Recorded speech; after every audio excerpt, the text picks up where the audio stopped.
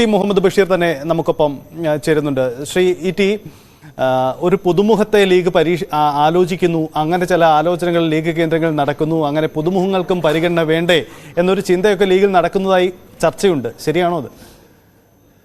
അത് ഈ സ്ഥാനാർത്ഥിത്വത്തിന്റെ എല്ലാ വശങ്ങളും നമ്മൾ ചർച്ച ചെയ്യാൻ തുടങ്ങിയില്ലല്ലോ. ഈ സീറ്റിന്റെ തീരുമാനം വന്നതിന് ശേഷം അതിനെപ്പറ്റി ചർച്ച ചെയ്യണം. അതിപ്പോ തുടങ്ങുമോ? അതല്ലാതെ നമ്മളിപ്പോ സീറ്റിന്റെ സംഗതി എങ്ങനെ, ഏത് വനിതാ പ്രാതിനിധ്യം അല്ലെ, പിന്നെ യുവജന, ഇതൊക്കെ വളരെ ഗൗരവപ്പെട്ട പ്രശ്നങ്ങൾ തന്നെയാണ്. അതൊന്നും ആ ഡിസ്കഷനിലേക്കൊന്നും പോയിട്ടില്ല. അപ്പൊ പോവാതെ നമ്മൾ നിങ്ങളോട് എന്തെങ്കിലും ഊഹത്തിന്റെ അടിസ്ഥാനത്തിൽ പറഞ്ഞാൽ അത് വസ്തുതാപരമാവില്ലല്ലോ. അതതിന്റെ സംഗതി. ഈ ചർച്ചകൾക്ക് ഇനി ഏറെ സമയമില്ല, അതൊരു കാര്യം. അതിനുമപ്പുറം ഒരു കാര്യം കൂടി താങ്കൾ മുമ്പ് തന്നെ ഞങ്ങളോട് പറഞ്ഞിട്ടുണ്ട്. ഞാൻ ഒരു അഭിമുഖത്തിൽ പറഞ്ഞ കാര്യം ഞാൻ ഓർക്കുന്നു. മൂന്നാമതൊരു സീറ്റ് കൂടി വേണമെന്ന ആവശ്യം ലീഗ് ഇത്തവണ ശക്തമായി ഉന്നയിക്കും. അത് തങ്ങളുടെ നിലപാടാണ്, തങ്ങൾക്ക് അതിൻ്റെ അർഹതയുണ്ട് എന്ന കാര്യം ആവർത്തിച്ചു. ലീഗിൻ്റെ അർഹത സംബന്ധിച്ച് ഒരു പക്ഷേ എനിക്ക് തോന്നുന്നു കോൺഗ്രസിനോ UDF നേതൃത്വത്തിനോ ഒന്നും ഒരു തർക്കമുണ്ടാവില്ല.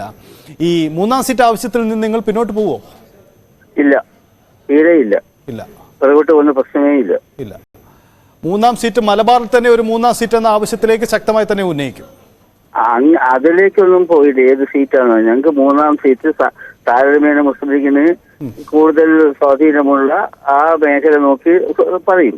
അതല്ലാതെ ഇന്ന സീറ്റ് എന്നുള്ള ഡിസ്കഷനിലേക്ക് പോയിട്ടില്ല. അത് നിങ്ങൾ പറഞ്ഞ പോലെ തന്നെ അതിന്റെ ഒരു മാനദണ്ഡം എന്ന് പറയുന്നത് മുസ്ലിം ലീഗിന് മത്സരിക്കുന്നതിൽ കൂടുതൽ സാഹചര്യങ്ങളുള്ള സ്ഥലം നോക്കിയിട്ട് രണ്ട് കൂട്ടരും തമ്മിലുള്ള ചർച്ചയിലൂടെ അത് ഫൈനലൈസ് ചെയ്യും. അതിൽ സംശയമില്ല. ഈ ലീഗ് UDFന്റെ നേതൃയോഗം നീണ്ടു പോവുകയാണ്. എന്ന് നടക്കും? ഇന്നോ നാളെയോമോ ആദ്യ യോഗം ഉണ്ടാകുമോ? ആ യോഗത്തിൽ തന്നെ ഈ ആവശ്യം ഉന്നയിക്കോ? അത് ആ യോഗത്തിൽ ആവശ്യമുള്ള ശക്തിയായിട്ട് ഞങ്ങൾ ഉന്നയിച്ചിട്ടുണ്ട്. മാത്രമല്ല അതിൽ ഞങ്ങൾ കൃത്യമായിട്ട് പറയുകയും ചെയ്തിട്ടുണ്ട്. മുസ്ലിം ലീഗിനെ സംബന്ധിച്ചിടത്തോളം മൂന്നാമത്തെ സീറ്റ് നിർബന്ധമായിട്ടും വേണമെന്നുള്ള കാര്യം ഞങ്ങൾ പറഞ്ഞിട്ടുണ്ട്. കമ്മിറ്റി എപ്പോഴാ വിളിക്കാന്ന് വെച്ചാൽ അസംബ്ലിന്റെ ഒക്കെ നോക്കിയിട്ട് അവരെപ്പോഴാ വിളിക്കാന്ന് അറിയില്ല. പക്ഷെ ഈ ഞങ്ങളുടെ നിലപാടിൽ മാറ്റമില്ല. എന്ന് വിളിച്ചാലും ലീഗ് ഇത്തരം ആവശ്യം ഉന്നയിക്കും, പക്ഷേ പിന്നീട് ചില വിട്ടുവീഴ്ചകൾക്ക് വിധേയമാകും എന്നതാണ് പൊതുവിൽ എല്ലാവരും പറയുന്ന ഒരു വിമർശനം. ആ വിമർശനത്തിന് അർത്ഥമില്ല. പ്രാവശ്യം ഞങ്ങൾ വിട്ടുവീഴ്ച എന്നല്ല, ഞങ്ങൾ അർഹപ്പെട്ട ഒരു കാര്യമാണ് ചോദിക്കുന്നത്. ആരുടെയും ഒരു പ്രത്യേകമായിട്ടുള്ള ഒരു എന്താ പറയാ ആ നിലയിലുള്ള ഒരു ഇതല്ല. ഞങ്ങൾ എടുക്കുന്ന വളരെ ന്യായമായ കാര്യമാണ്. UDFന്റെ വളരെ ശക്തിയായിട്ടുള്ള നിലപാട് അതിനോടൊപ്പം നിന്ന് ചെയ്ത കൂട്ടരാണ്. ഈ കാര്യത്തിൽ ഞങ്ങളുടെ ഒരു ക്ലെയിം 100% ശരിയാണെന്ന് കോൺഗ്രസ് അടക്കമുള്ള എല്ലാവരും സമ്മതിക്കുന്നതാണ് ഈ നാട്ടിൽ. അപ്പൊ പിന്നെ അത് തരില്ല അല്ലെങ്കിൽ കിട്ടില്ല എന്ന് യാതൊരു അർത്ഥമില്ല. ഞങ്ങൾക്ക് അതിന്റെ അടിസ്ഥാനത്തിൽ അതിന് പിന്മാറുന്ന പ്രശ്നമേ ഇല്ല. ഈ കണ്ണൂർ സീറ്റിൽ ഇത്തവണ K. സുധാകരൻ മത്സരിക്കാൻ അദ്ദേഹത്തിന് സമ്മതമല്ല എന്ന കാര്യം പരസ്യമാക്കിയിട്ടുള്ളതാണ്. അതിലൊരു അനിശ്ചിതത്വം നിൽക്കുകയാണ്. അപ്പോൾ കണ്ണൂർ അടക്കമുള്ള സീറ്റുകൾ അങ്ങനെ സുധാകരൻ മത്സരിക്കുന്നെങ്കിൽ ആ സീറ്റ് ഞങ്ങൾക്ക് തന്നുകൂടെ എന്ന നിലപാട് ലീഗ് അങ്ങനെ ഉന്നയിക്കുന്നുണ്ടോ? അങ്ങനെയല്ല. ലീഗിന്റെ സീറ്റിന്റെ ഓപ്ഷൻ ലീഗ് ഇതുവരെ ഫൈനലൈസ് ചെയ്തിട്ടില്ല. അപ്പൊ അത് ഇതിന്റെ എണ്ണം തീരുമാനിച്ചതിന് ശേഷമേ അത് ചർച്ച ചെയ്തിട്ട് ഫൈനലൈസ് ചെയ്യുള്ളൂ. അതിലേക്ക് പിന്നെ തീരെ പോകുന്ന ആ ചർച്ച പോയിട്ടല്ലോ. ഈ 3 എന്നുള്ളത് അംഗീകരിച്ചതിന് ശേഷമല്ലേ അത് വരിക.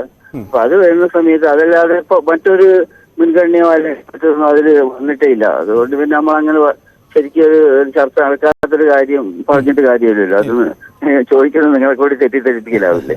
അതല്ല, അതിലേക്ക് പോയിട്ടില്ല. ഇപ്പം നമുക്കറിയാം ലീഗ് കോൺഗ്രസ് അത് ഒരു യോഗത്തിലിരുന്ന് നടക്കുന്ന ചർച്ച മാത്രമല്ല. മൂന്നാം സീറ്റ് എന്ന ആവശ്യം യോഗം ചേരുന്നതിന് മുമ്പ് തന്നെ സ്വാഭാവികമായും നേതാക്കളോട് നിങ്ങൾ അറിയിച്ചിട്ടുണ്ടാവും.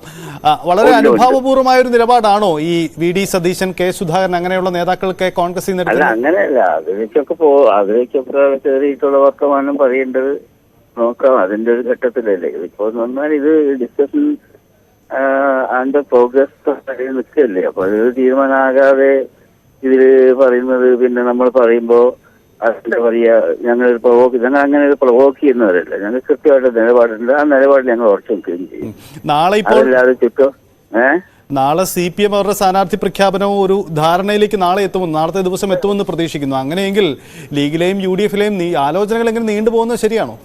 അല്ല, അത് സ്പീഡപ്പ് ചെയ്യണം. സംശയം നിങ്ങൾ പറഞ്ഞത് ശരിയാണ്. ഈ തീരുമാനം വളരെ വേഗത്തിൽ തന്നെ വേണം. ഞാൻ നീട്ടിക്കൊണ്ടുപോകാൻ ഒക്കാത്തൊരു പരിസ്ഥിതിയുണ്ട്. നോക്കട്ടെ, അതിലേക്ക് തന്നെ കാര്യങ്ങൾ കൊണ്ടുപോകാൻ നോക്കട്ടെ. തീർച്ചയായിട്ടും.